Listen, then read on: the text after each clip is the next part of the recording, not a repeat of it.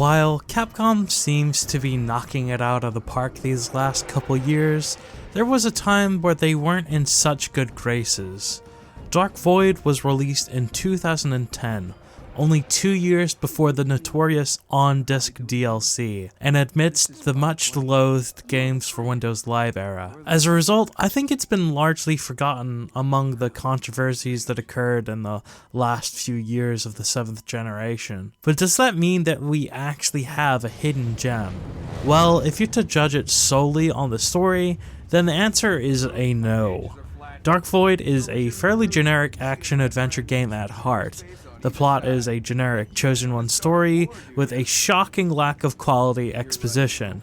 This leads to weak characters with weak motives, and of course a tacked-on love story. This was likely because the developers were expecting Uncharted levels of success, leading them to hoping to stretch out the story over multiple games instead of just one. This means that the story ends on an awful, if only slight, cliffhanger. Gameplay performs better than some of its contemporaries, though I'm not quite sure you'll agree with my reasoning. You see, Dark Void consists of two types of levels. The first is a cover-based third-person shooter.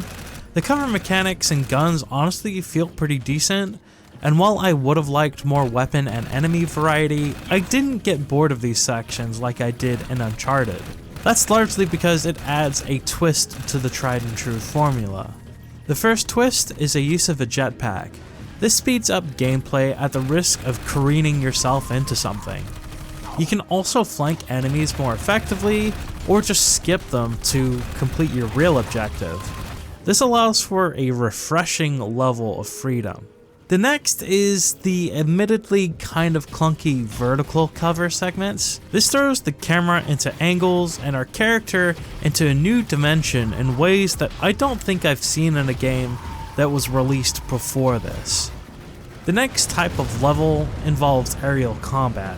While I do think that these levels overstate their welcome a little bit, it is honestly fairly well put together and a decent break that prevents the third-person segments from getting old.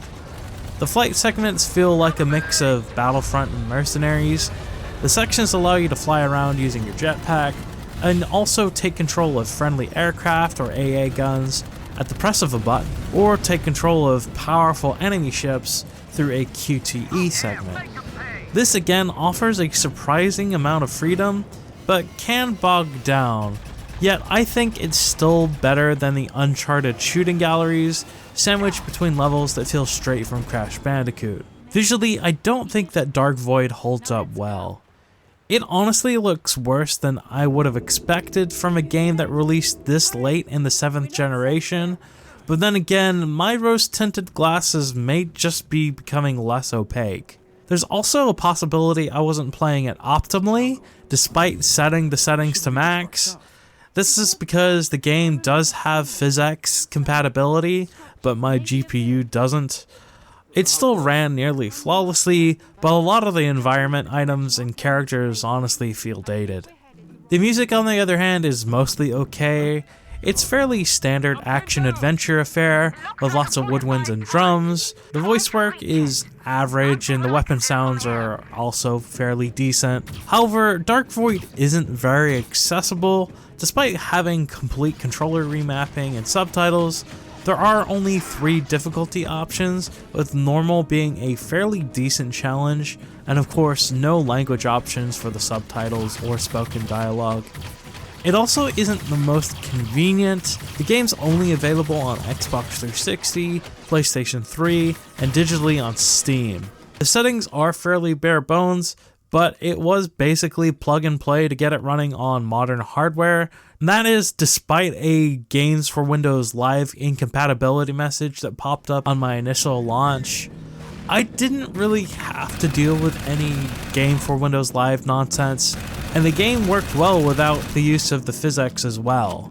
Overall, I only experienced one crash and one slight jitter in the 5 or so hours that it took me to finish the game. I also have some criticism that the aim assist is a little too strong, but otherwise the game runs well. While I may have had a decent time with Dark Void, I doubt it will be a very memorable one. The gameplay is average but has decent additions that does distinguish it from its contemporaries, but I don't think it does quite enough to warrant another playthrough. This is largely due to the bare-bones story and generic enemies. It doesn't really do anything wrong, but it is mediocre. That means that it gets a meh on the A scale. In my opinion, it's an average game, but let me know what you think about Dark Void in the comments below. Check out my last review on Naruto Ultimate Ninja Storm Connections, and until then, this has been Romp the Slob, and I'll see you in the virtual commute.